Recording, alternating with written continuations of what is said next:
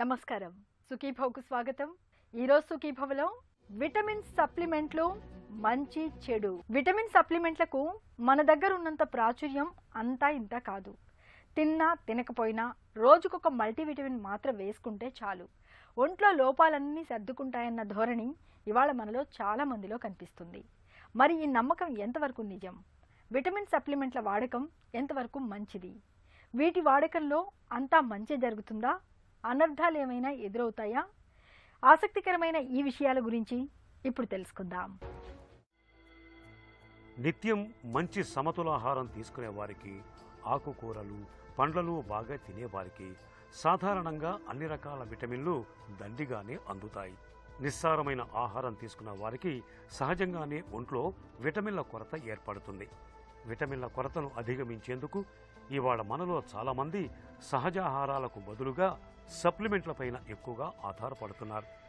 తిన్నా తినకపోయినా పర్వాలేదు, విటమిన్ మాత్రలు వేసుకుంటే సరిపోతుందని నమ్ముతున్నారు. ఈ నమ్మకంతో బి కాంప్లెక్స్ విటమిన్లను, vitamin C, vitamin D, vitamin A వంటి సప్లిమెంట్లని ఎడాపెడా వాడేస్తున్నారు. అయితే వాస్తవం ఏమిటంటే విటమిన్ మాత్రలతో మనకు వనగూరే ప్రయోజనాలు అంతంత మాత్రమేనని, వాటిని అతిగా తీసుకుంటే దుష్ఫలితాలు తప్పడం లేదని అనేక అధ్యయనాలు, పరిశోధనలు స్పష్టం చేస్తున్నాయి. విటమిన్ మాత్రలు ఆరోగ్యానికి మంచిదన్న నమ్మకంతో అదే పనిగా తరచూ వాటిని తీసుకుంటే మనకు నష్టమే తప్ప లాభం లేదని మనందరం గుర్తుంచుకోవాలి. విటమిన్లలో కూడా నీటిలో కరిగేవి, కరగనివి అని రెండు రకాలు ఉంటాయి. బి, సి విటమిన్లు నీటిలో కరిగిపోతాయి కాబట్టి వాటి మోతాదు కాస్త ఎక్కువైనా కిడ్నీలు వడగట్టేసి బయటకు పంపించేస్తాయి. కానీ నీటిలో కరగని, కొవ్వుల్లో మాత్రమే కరిగే ఇతర విటమిన్లను సప్లిమెంట్ల రూపంలో అతిగా తీసుకోవటం మొదలు పెడితే కొంతకాలానికి మన ఒంట్లో వాటి మోతాదు పెరిగిపోతుంది. ఫలితంగా కిడ్నీల పనితీరు మందగించి అవి దెబ్బతినిపోతాయి. అన్నపానీయాలు వంట పట్టకపోవటం, శరీరానికి పోషకాల్ని శోషించుకోలేని స్థితి ఎదురవుతుంది. తరచూ ఛాతీలో మంట, నీళ్ల విరేచనాలు, వాంతులు, వికారం వంటి చిన్న చిన్న సమస్యలతో పాటు అథెరోస్క్లీరోసిస్ వంటి ప్రమాదకరమైన గుండె జబ్బుల ప్రమాదం కూడా పొంచి ఉంటుంది. సాధారణంగా మనకి విటమిన్ లోపం అనేది అంత కామన్గా, అంత తేలిగ్గా మనం చూడము. చాలా రోజులుగా మనం ఆహారం సరిగ్గా తీసుకోలేకపోతే, లేకపోతే అసలు కొంతమందికి పెద్ద వయసులో, లేకపోతే చిన్నపిల్లల్లో అరుగుదల సమస్యలు ఉన్నప్పుడు, లేకపోతే చిన్నపిల్లల ఆహారం సరిగ్గా తీసుకోలేనప్పుడు, లేదా కొంతమందికి పేగులకు సంబంధించిన ఇబ్బందులు, లేదా పేగులకు సంబంధించిన ఆపరేషన్లు జరిగినప్పుడు ఈ విటమిన్ అబ్జార్ప్షన్ సరిగ్గా ఉండదు కాబట్టి విటమిన్ లోపం వస్తుంది. సో అలాంటి సందర్భాల్లోనే మనము విటమిన్ సంబంధించిన సప్లిమెంట్స్ తీసుకోవాలి తప్ప, ఏదో మనకి నీరసంగా ఉంది, కొంచెం తల తిరుగుతుంది, నీరసంగా ఉందని చెప్పి మనం బయట నుంచి విటమిన్ సప్లిమెంట్స్ అనవసరంగా అయితే వాడకూడదు. పిల్లలు మొదలుకొని వృద్ధుల వరకు కొద్దో గొప్ప మోతాదులో అందరికీ విటమిన్లు అవసరమే. అయితే ఏ వయసులో ఏ విటమిన్లు అవసరమనే విషయంపై అవగాహన ఉండాలి. 6 ఏళ్లలోపు పిల్లలకు విటమిన్ ఏ, విటమిన్ సి చాలా అవసరం. పసి వయసులో విటమిన్ల కొరత ఏర్పడితే కంటి చూపు తగ్గటం, రికెట్స్ వంటి సమస్యల ముప్పు ఉంటుంది. వీటిని నివారించేందుకు పిల్లలకు విటమిన్ ఏ, విటమిన్ సి సప్లిమెంట్లను వాడొచ్చు. పెద్దవారిలో విటమిన్ల కొరత మూలంగా అథెరోస్క్లీరోసిస్, క్యాన్సర్, ఎముకలు గుల్లబారడం వంటి సమస్యలు ఎదురవ్వచ్చు. వీటిని ఎదుర్కొనేందుకు డాక్టర్ సలహా మేరకు సప్లిమెంట్లని వాడచ్చు. తల్లి బిడ్డల ఆరోగ్యానికి ఐరన్, ఫోలిక్ యాసిడ్ అత్యవసరం కాబట్టి గర్భిణీ దశలో ఫోలిక్ యాసిడ్, ఐరన్ మాత్రల వాడకం తప్పనిసరి. శాకాహారుల్లో B12 లోపం చాలా సాధారణంగా కనిపిస్తుంది. దీన్ని అధిగమించేందుకు తప్పనిసరిగా B12 సప్లిమెంట్లను వాడాలి.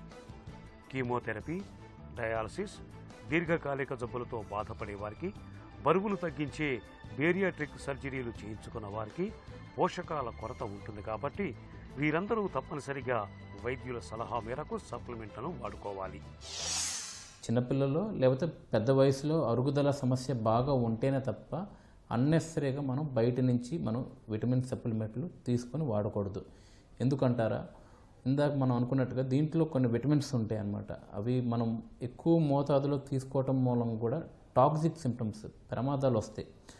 ఉదాహరణకి నియాసిన్ అనే ఒక విటమిన్ ఉంటుంది, విటమిన్ B3. ఇది మనం కావాల్సిన మోతాదు కన్నా ఎక్కువ తీసుకోవటం మూలంగా లేదా చాలా కాలంగా మల్టీవిటమిన్ వాడటం మూలంగా కొంతమందికి ఫ్లషింగ్ అంటే మొహం ఎర్రగా అవ్వటము, లివర్ పైన స్ట్రెస్ పడటం లాంటిది అబ్జర్వ్ చేశాం. అలాగే ఇంకోటి ఈ విటమిన్ సి కూడా ఒక రోజుకి కొంతమంది ఎక్కువ సుమారు 1.5 నుంచి 2 గ్రాముల కన్నా ఎక్కువ తీసుకోవటం మూలంగా కడుపులో నొప్పులు, వాంతులు, విరోచనలు అయిన సందర్భాలు కూడా ఉన్నాయన్నమాట విటమిన్ సి.